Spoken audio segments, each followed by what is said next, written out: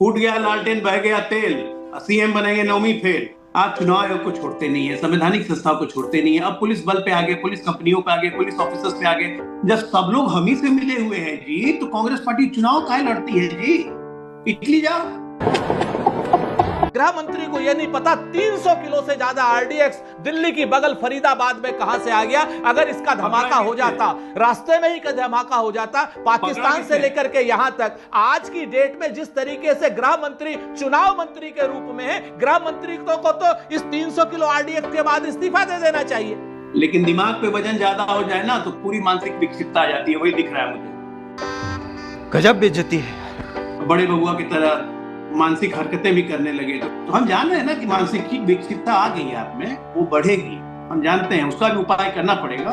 हम लोग चिंता मत कीजिए, सरकार बनने के बाद मानसिक अस्पताल खोलेंगे।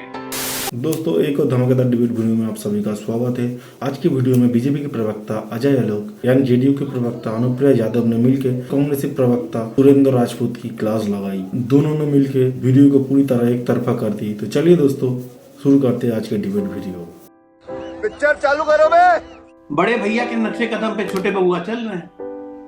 पहले ईवीएम आया, ईवीएम से चुनाव वोट चोरी आया, वोट चोरी से वोटर लिस्ट आया, अब रहा साग कसर, अधिकारी भी आ गए, पुलिस के जवान भी आ गए। जिस व्यक्ति को ये नहीं पता हो कि सेंट्रल पैरामिलिट्री फोर्सेस हर राज्यों में तैनात रहती हैं और चुनाव के वक्त अलग अलग राज्यों से डिप्यूट किया जाता है। बिहार में क्या दूसरे राज्यों से पहली बार पुलिस आई है? पंजाब पुलिस पहले नहीं आती थी, तमिलनाडु की पुलिस यहाँ आ चुकी है। ये शेयर एक हार का नैरेटिव एक और खड़ा करने का तरीका है। और मैं जान रहा हूं इस चीज को कि जैसे जैसे समय नजदीक आएगा, पोलिंग हो जाएगी और रिजल्ट आने लगेंगे, ये बाल वाल नोचने की तैयारी शुरू कर देंगे।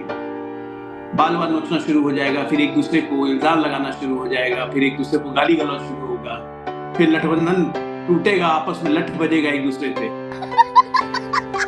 सही में इसको कोई गंभीरता से नहीं ले रहा है। और ये प्रेस कॉन्फ्रेंस करके मुझे लगता है अपने ही वोट बैंक में इन्होंने स्विंग की स्थिति पैदा कर दी है। क्योंकि इनके वोटर सोचेगा कि ये तो हार किसी का रोकती है भैया, ये लगता है जीत नहीं रहे, या तो वो वोट नहीं देगा या वोट भी देगा तो हमारी तरफ दे देगा। तो ये ठीक है, बहुत बड़े बबुआ को फॉलो करने का शौक चढ़ा है ना, कार्गो पैंट पहनने लगे, टी शर्ट पहनने लगे, बड़े बबुआ की तरह मानसिक हरकतें भी करने लगे तो हम जान रहे हैं ना कि मानसिक विक्षिप्तता आ गई है आप में, वो बढ़ेगी, हम जानते हैं। उसका भी उपाय करना पड़ेगा।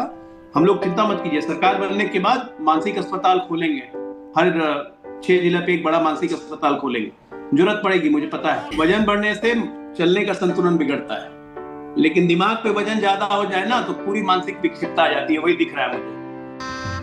गजब बेइज्जती है। सुरेंद्र राजपूत जी, सीएम हाउस से फोन जाता है। पहले ईवीएम खराब होता था, अब सीएम हाउस से फोन जाता है। ऑब्जर्वर सारे मैनिपुलेटेड हैं, पुलिस मैनिपुलेटेड है, बूथ्स मैनिपुलेटेड हैं। मतलब आरोप, ये जो तैयारी हो रही है, बीजेपी वाले कह रहे हैं कि हार के लिए आप लोग अपना फील्ड सेट कर रहे हैं। अंजना जी कहते ना कि समझने ही नहीं देती भाजपा हमको सच्चाई, कभी चेहरा नहीं मिलता, कभी दर्पण नहीं मिलता। अब आज की डेट में हमारे ऊपर आरोप लगाए जा रहे हैं कि हम लोग मानसिक रूप से विक्षिप्त हो गए, ये लोग अस्पताल खोलेंगे। अबे जल्दी बोल, कल सुबह पनवेल निकलना है। इलाज करा देंगे मुफ्त में और हर तरीके का इलाज मैंने मना थोड़ी नहीं किया। भाषा की सभ्यता रखिए, नंबर 1। नंबर 2, अभी बीच में मैं नहीं बोला जाए लोग आपके। और सुनिए दूसरी बात, यहाँ पर प्रॉब्लम ये नहीं है अंजना जी, प्रॉब्लम यहाँ पर ये है कि ठीक है हम आरोप लगा रहे हैं, हम विपक्ष में हम आरोप नहीं लगाएंगे तो क्या करेंगे? हमारे पास कौन सा सरकारी संसाधन है? जो हमारे पास जानकारी होती है हम चुनाव आयोग के समक्ष रखते हैं, चाहे वो क्या नाम उसके प्रेस कॉन्फ्रेंस के माध्यम से रखें, चाहे किसी माध्यम से रखें। जवाब देने की जगह पर अगर भारतीय जनता पार्टी हमें चुनावी और उसमें समर में मानसिक रूप से विक्षिप्त कहती है तो इससे बड़ा स्पष्ट पता चल रहा है कि ये लोग चुनाव हार चुके हैं, चुनाव एक तरफा है।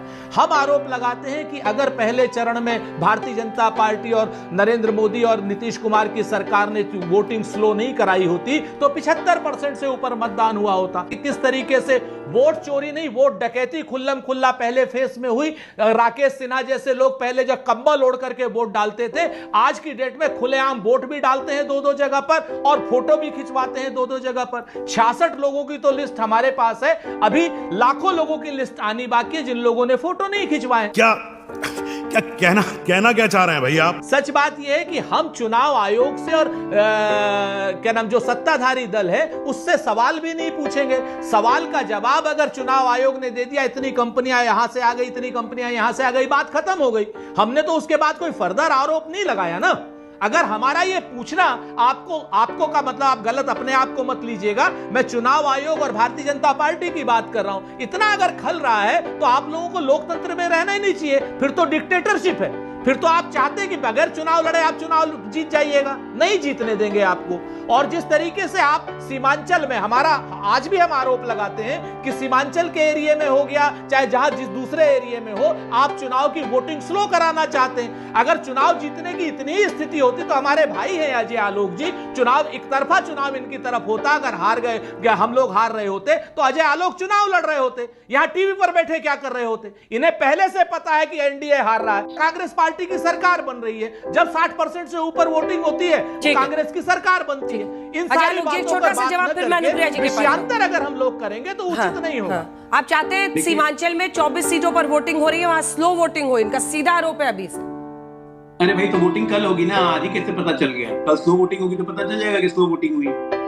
गजब हाल है, मतलब पहले आरोप लगा दिया, फिर कहते हैं कि अब जवाब दे दिया तो ठीक है, अब हम कहां कुछ कह रहे हैं। मैं इसी को तो मानसिक विक्षिप्तता कह रहा हूं। एक बात का ऐसे कोई भी जिम्मेदार व्यक्ति इस तरह के आरोप लगाएगा? आप चुनाव आयोग को छोड़ते नहीं है, संवैधानिक संस्थाओं को छोड़ते नहीं है, अब पुलिस बल पे आगे, पुलिस कंपनियों पे आगे, पुलिस ऑफिसर्स पे आगे। जब सब लोग हम ही से मिले हुए हैं जी, तो कांग्रेस पार्टी चुनाव काहे लड़ती है जी?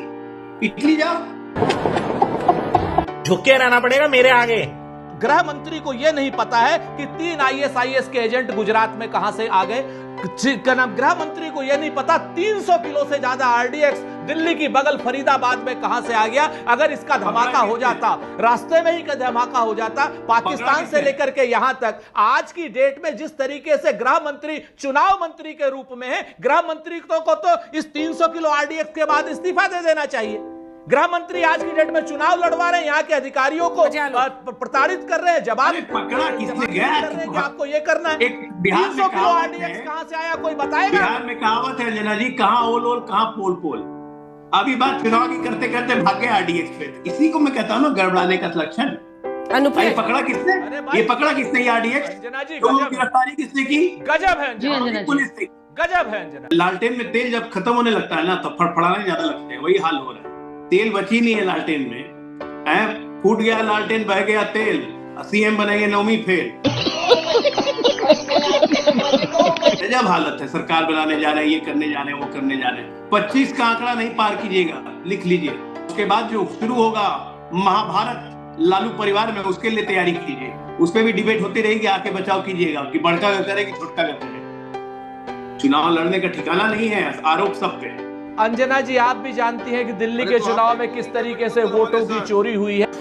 कोई सेंस है इस बात की? जाके इटली चुनाव लड़िए, गठबंधन में शामिल करिए, जाके इटली में चुनाव लड़िए, वहां जनाधार मिल जाएगा।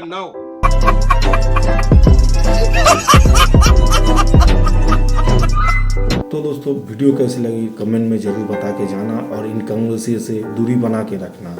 चलिए दोस्तों, मिलते हैं नेक्स्ट वीडियो में।